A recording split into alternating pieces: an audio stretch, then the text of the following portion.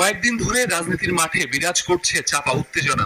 জাতীয় নির্বাচন দ্রুত আয়োজনে বিএনপির চাপ, অন্যদিকে আগে স্থানীয় ভোটের দাবিতে সরব অভ্যুত্থানকারী তরুণদের দল এনসিপি। এর মাঝেই করিডোর নিয়ে রাজনৈতিক দলগুলোর সরকার বিরোধী অবস্থান, ইশরাক হোসেনকে ঢাকা দক্ষিণের মেয়রের চেয়ারে বসাতে সমর্থকদের টানা আন্দোলন। তিন বাহিনীর সঙ্গে প্রধান উপদেষ্টার বৈঠক এবং সেনাপ্রধানের অফিসেস অ্যাড্রেসে গুরুত্বপূর্ণ কিছু কথা সামাজিক যোগাযোগ মাধ্যমে ছড়িয়ে পড়লে শুরু হয় তুমুল আলোচনা। এর মাঝে বৃহস্পতিবার গুঞ্জন ছড়িয়ে পড়ে পদত্যাগ করতে চান প্রধান উপদেষ্টা ডক্টর মোহাম্মদ ইউনূস। এমন খবরে যমুনায় ছুটে যান এনসিপির আহ্বায়ক নাহিদ ইসলাম ও দুই উপদেষ্টা মাহফুজ আলম এবং আসিফ মাহমুদ।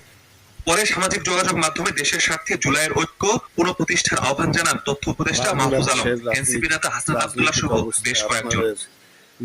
পদত্যাগের গুঞ্জনের খবর পেয়ে প্রধান উপদেষ্টা ডক্টর মোহাম্মদ ইউনূসের সঙ্গে সন্ধ্যা 6:30টায় যমুনায় সাক্ষাৎ করেন জাতীয় নাগরিক পার্টির আহ্বায়ক নাহিদ ইসলাম, এনসিপির যুগ্ম আহ্বায়ক সারওয়ার